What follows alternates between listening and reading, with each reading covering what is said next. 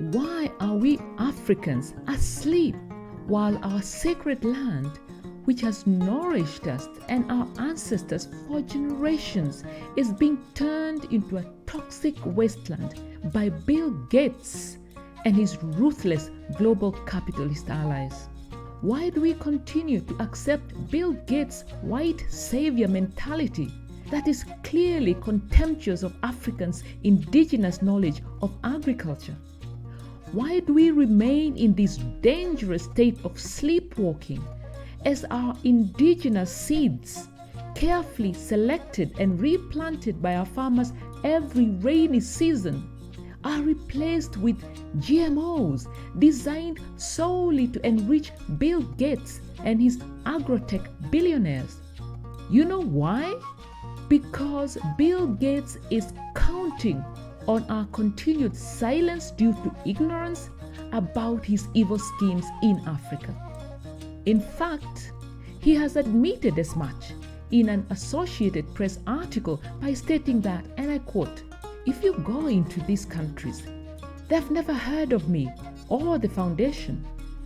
Maybe in the rich world, somebody's reading some internet thing, but the people we care about have never, will never, and it's not important they ever know who I am."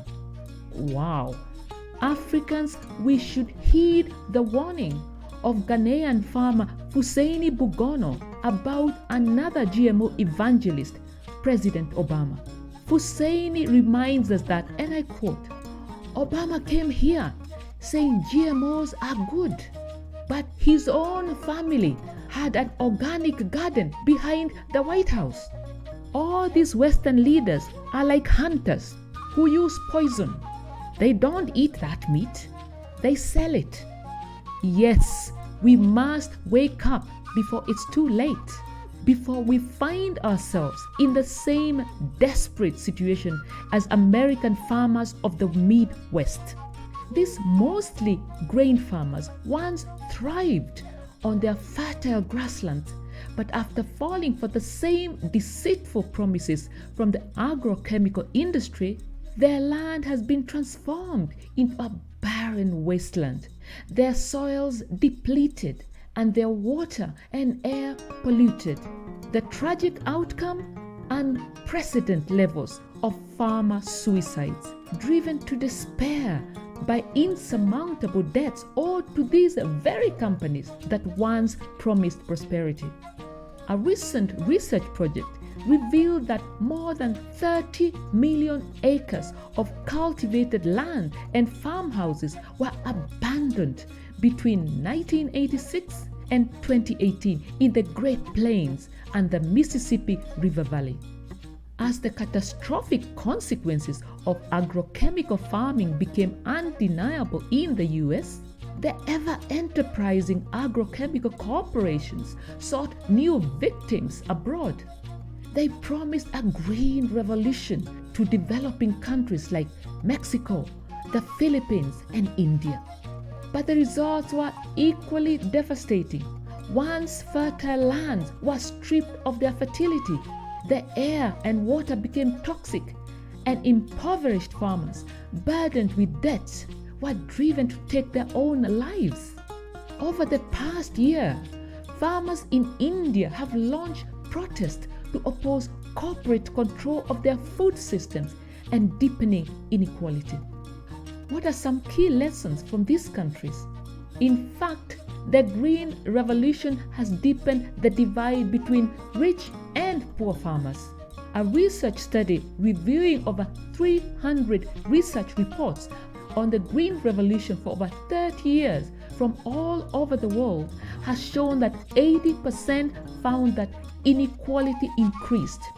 In countries where smallholder farmers did adopt the Green Revolution packages, the spread of GMOs greatly increased the use of pesticides and fertilizers, often with serious health, environmental, and economic consequences.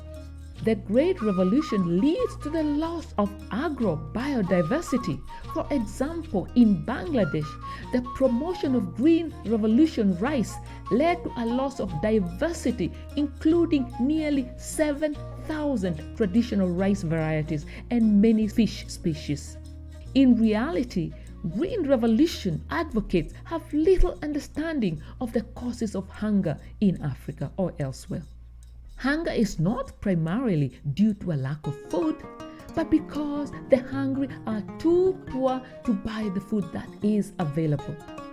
Furthermore, rural Africans have been devastated by decades of globalization's free trade and anti-poor policies imposed on the continent's governments by the World Bank, the IMF, the WTO, the US, and the EU.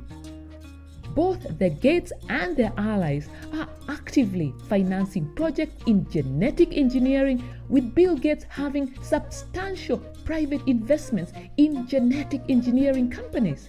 It is these powerful transnational corporations that are desperately attempting to expand their markets in the global south in the face of growing public rejection of GMO foods in the Western world.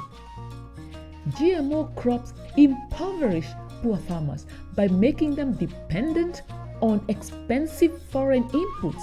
In fact, genetically engineered crops create opportunities for multinational corporations to control and profit from every step of the smallholder production process. Under these circumstances, smallholders' dependence on GMOs leads to the enrichment of multinational seed, fertilizer, and herbicide companies, not the end of hunger in Africa. The most direct beneficiaries of this ruthless scheme are the following companies that control half the global seed market and 75% of the global agrochemicals market. These are Bayer, formerly Monsanto, Corteva, formerly Dow DuPont, BASF, and Syngenta. In Africa, the so-called philanthropic enterprise, spearheaded by the Bill Gates and Melinda Gates Foundation's Alliance for a Green Revolution for Africa, AGRA, has thus far failed, even by the foundation's own admission. But undeterred, the new colonizers refuse to give up. An exposé in 2023 documented the effort by these quote-unquote philanthropists and agribusiness companies to implement policies in Africa that criminalize farmers for using their own indigenous seeds. African farmers are in fact highly productive. It's just that the profits are realized elsewhere through colonization, neocolonization, debt traps, and other forms of legalized theft. African lives, environments, and resources have been devalued and made into commodities for the benefit and profit of others. Now, this destructive cycle is being put upon Africa once again. The ultimate goal: to drive us off our land, to kill us off. Why? Because land is becoming one of the most lucrative commodities on the global market. Once farmland is abandoned, either because the farmers are dead or drowning in debt, vulture capitalists disguised as philanthropists swoop in, buying it for a pittance. Is it a coincidence that today Bill Gates is the largest private agricultural landowner in the whole of the US? With his vast control over the land, he and other corporate giants now have the power to monopolize the global food supply chain, dictating what we eat and how much we pay for it. What will happen to African farmers if we do nothing? They will become relics of history, just like our hunter-gatherer ancestors. Our small-scale farms, which have sustained us for millennia, will be replaced by large-scale mechanized plantations very similar to the colonial era plantations. But this time, the land grab is even more devious. Unlike the European colonial settlers who seized our land by force, Bill Gates and his cabal are doing it under the guise of philanthropy. In reality, this is the perfect neocolonial venture. Cheap, bloodless, and diabolical. And sadly, our leaders, whether through bribery or coercion, are powerless to stop this global cabal. I will repeat, Africans, we need to wake up. We need to resist this new form of colonialism that threatens not only our livelihoods but our very existence. Our land, our seeds, our way of life. These are not just commodities to be bought and sold. They are our heritage, our identity, and our future. Let us rise before it is too late. Let us protect our land, our seeds, and our future from those who seek to destroy it. The time to act is now. But how? We start by educating ourselves as much as possible about these evil schemes and then sharing this knowledge as widely as possible, especially in Africa. Remember that Bill Gates is counting on our silence and ignorance. Thank you for watching till the end, viewers. Please know that I genuinely appreciate it.